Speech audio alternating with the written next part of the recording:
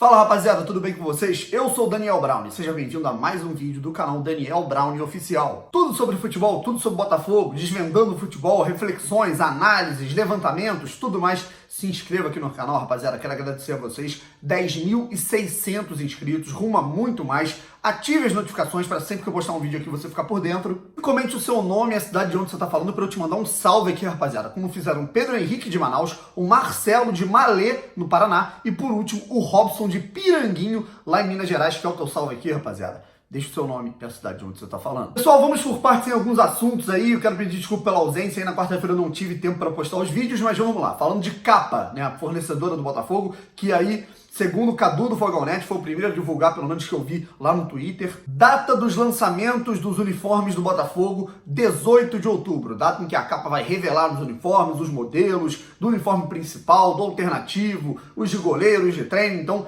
já tem uma data, 18 de outubro. O que a gente pode comentar um pouco em cima disso? Acho que todo mundo já estava bem ansioso para ver os novos uniformes, né? Completamente natural. A torcida do Botafogo fica ansiosa em relação aos novos modelos, a como que eles vão ser vistos dentro de campo, como é que eles vão poder ser comprados, o modelo, até o jeito, né? Se ele vai ser mais apertadinho, mais largo. Fiz um vídeo, né, falando sobre tudo isso. Vocês podem ver aqui na descrição um vídeo conferindo aí alguns detalhes sobre que eu sabia sobre a capa. Só que, sinceramente, galera, o Botafogo ele assinou com a Capa lá no mês de junho, mais ou menos, né? No mês de junho, foi no dia 12 de junho que a Capa anunciou, o Botafogo anunciou em suas redes sociais a Capa como nova fornecedora. Então você teve aí 4 meses, né? 4 meses para lançar os uniformes que iam vir em agosto, depois em setembro e agora em outubro, no fim de outubro que vão ser lançados. Eu te pergunto, será que não valia mais a pena o Botafogo aceitar a proposta da Topper de ficar até dezembro e aí assinar com a Capa só no mês de janeiro, sei lá, de fevereiro de 2020,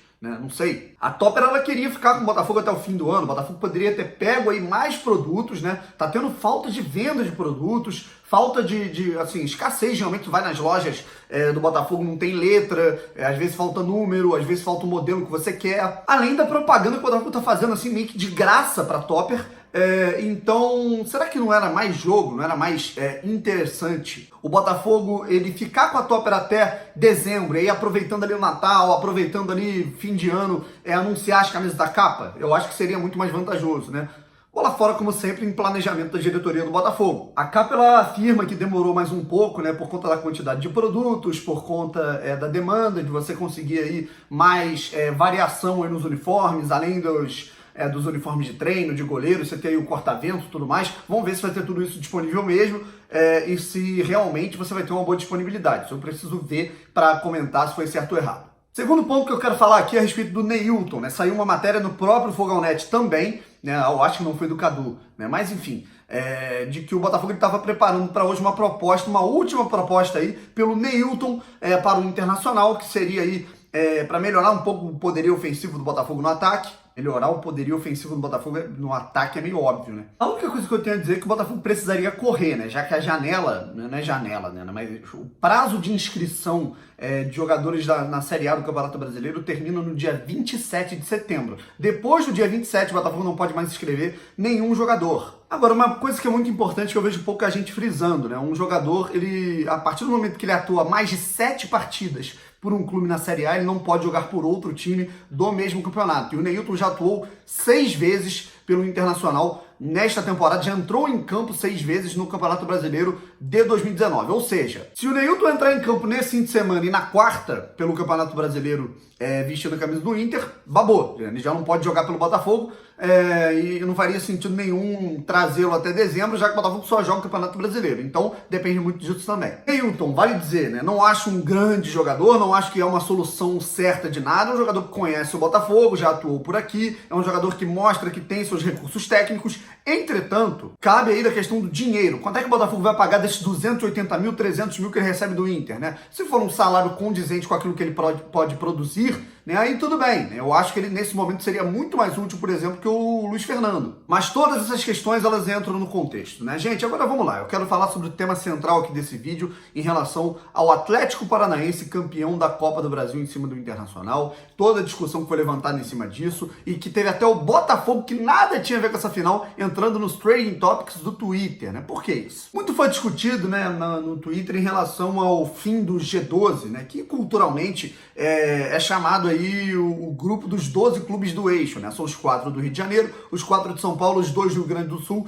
e os 2 de Minas Gerais, como se fossem os 12 clubes acima aí dos outros times do Brasil, né? O que realmente foi discutido é que depois desses títulos aí do Atlético Paranaense, o Atlético Paranaense foi de maneira seguida, né?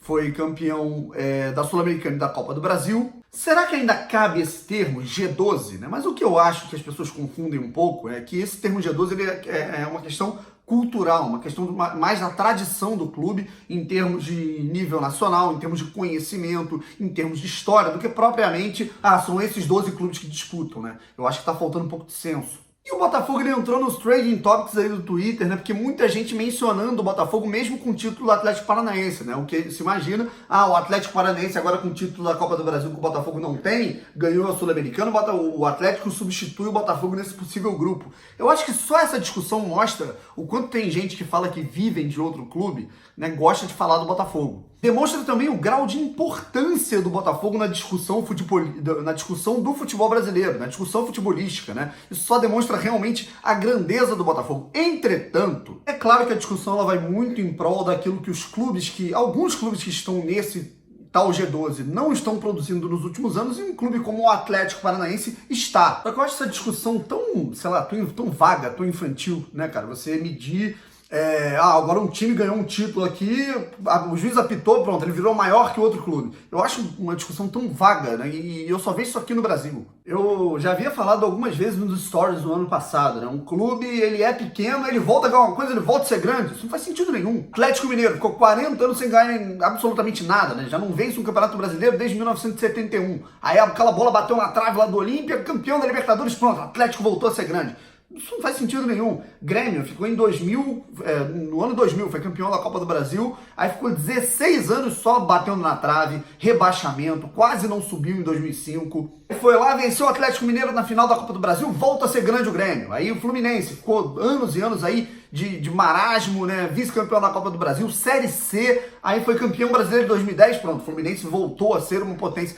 Cara, isso é muito vago, isso é absolutamente vago. Acho que esse G12, ele se remete muito mais à cultura desses clubes, né, e à participação histórica desses clubes, ao elo histórico desses clubes, em relação ao futebol brasileiro, à seleção brasileira, aos personagens que fazem parte, que contam a história do nosso futebol, do futebol nacional. Um Botafogo que comandava ali a seleção brasileira lá na década de 60, né, que no auge do futebol brasileiro, que era nas décadas de 50, 60, tinha aí Botafogo, Santos e Palmeiras, principalmente, como os grandes clubes. Aí depois surgiu o Campeonato Brasileiro, e esse clube, esse grupo, né, do G12, vamos dizer, surgiu muito antes, né, dessa contagem que se faz em títulos. O Corinthians sempre foi taxado, por exemplo, como um clube de expressão, assim, de ímpeto nacional no futebol brasileiro, mesmo sem conquistar título nenhum expressivo. O Corinthians até 1990 só tinha Campeonato Paulista. O Atlético Paranaense, por exemplo, tem amigos meus que falam, né, que nasceram nas décadas aí de 70, 80, que dizem que durante a adolescência deles inteira, o Atlético Paranaense passou aí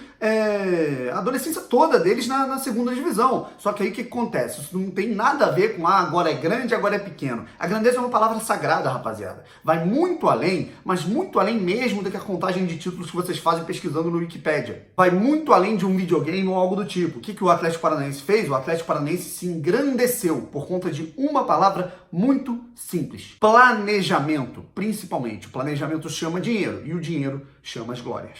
O Atlético Paranaense já vinha numa reestruturação, em todo um planejamento a longo prazo de fazer com que o clube entrasse nas grandes disputas. E no início do século foi campeão brasileiro, foi vice-campeão da Copa Libertadores, vice-campeão brasileiro em 2004 também, perdendo na última rodada para o próprio Botafogo, né? E aí depois começou a decair um pouco. Em 2011 foi rebaixado. Depois desse rebaixamento, rapaziada, do Atlético Paranaense frequentar a Série B em 2012, houve mais uma reestruturação ainda mais sofisticada na equipe paranaense. O Atlético montou um planejamento a longo prazo. Não adianta você montar um time para tentar ser campeão nesse mesmo ano, né? Foi todo um processo gradativo de melhora significativa ano após ano da equipe, do elenco, da estrutura, para que ano após ano as coisas fossem melhorando, vai progredindo. Num ano você consegue uma vaga na Libertadores, no outro ano você consegue subir de patamar e chegar a uma semifinal de Copa do Brasil, no outro ano você consegue disputar essa Libertadores e aí depois você vai disputando as conquistas.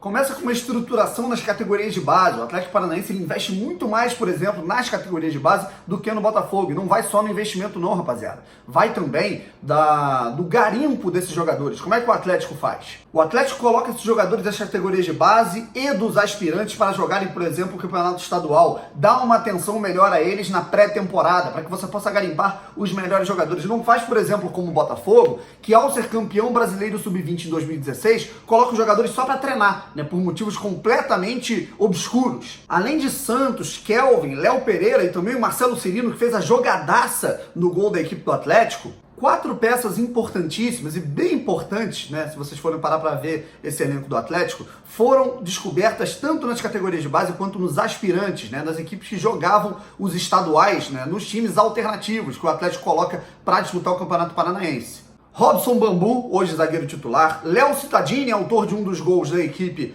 na final no Beira-Rio. Bruno Guimarães, grande craque dessa equipe e cotado para a seleção brasileira, cotado para times, para ser vendido para grandes times do centro ali do futebol europeu.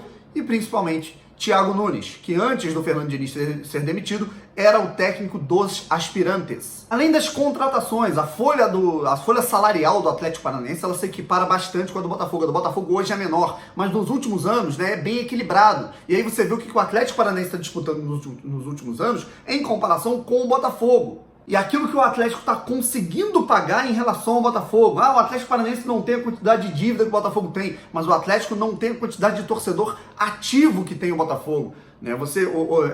Hoje mesmo foi publicado no Seleção Alvinegra uma matéria do Wellington Arruda de um torcedor que viajou quilômetros e quilômetros de outra região do país para poder ver o Botafogo pela primeira vez no Castelão contra o Ceará. Quando você vai ver, é claro que devem existir alguns casos, né? Mas são muito menos recorrentes esses casos, por exemplo, com o Atlético Paranaense, que tem uma torcida mais nichada, mais regional, lá no estado do Paraná. A torcida do Botafogo, ela é nacional. E por fim eu vejo muita gente falando do Rony, né? O Rony, vocês lembram, né? Ele chegou a ser anunciado pelo Botafogo, aí o Botafogo ele descobriu, né? Pra você ver o amadorismo do Botafogo. O Botafogo ele anuncia um jogador antes de assinar o contrato e antes de descobrir que o cara ainda tinha que ser pago uma multa lá pro Japão por conta de uma rescisão de contrato. Aí o Botafogo desiste da contratação, ele vai pro Atlético Paranaense, arrebenta no Atlético. Pessoal, imagine o Rony aqui. Será que o Rony aqui, o Rony do Botafogo, nesse momento do Botafogo, seria o mesmo Rony do Atlético Paranaense? Vamos comparar algumas coisas. Foi como eu coloquei no Twitter, rapaziada, o Rony é um excelente jogador, mas que também está num excelente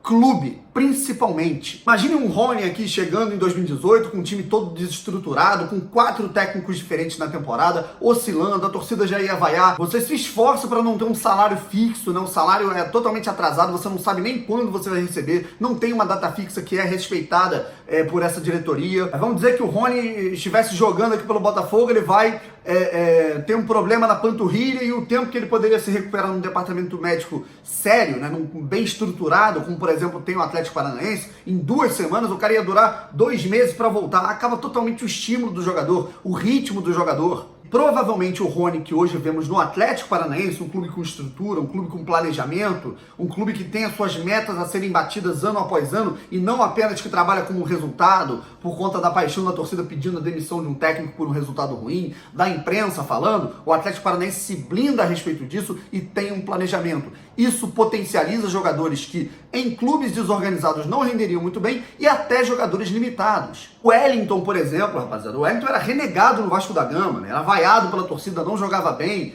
né? Mas será que isso não tem a ver também com a inoperância do clube em termos administrativos? Tá aí o Atlético Paranaense, o Wellington num clube sério, capitão, primeiro volante, levantando a taça da Copa do Brasil. No próprio Botafogo, Camacho, né, que não rendeu muito bem na própria Série B em 2015 pelo Botafogo, campeão da Copa do Brasil pelo Atlético Paranaense. Isso tudo passa por um clube que respeita os seus profissionais, que potencializa os seus profissionais, que acredita no potencial desses jogadores dentro de uma estrutura. Vai lembrar que lá em 2015, o Atlético Paranaense tirou 15 milhões que poderia contratar um jogador badalado, que poderia agradar a torcida, o Atlético Paranaense tirou esse dinheiro para construir, para reformar o seu centro de treinamento, que hoje é um dos de maior excelência no país. Vivemos na era administrativa, rapaziada, onde você, mesmo com pouco dinheiro, mesmo com poucos torcedores que podem consumir o seu produto a nível nacional, afinal é o Atlético Paranaense um clube de nicho, com planejamento, com organização, com uma base, com uma estrutura, as coisas se modificam. E clubes que você não via há 30 anos, nem na Série A com frequência, agora podem conquistar grandes títulos.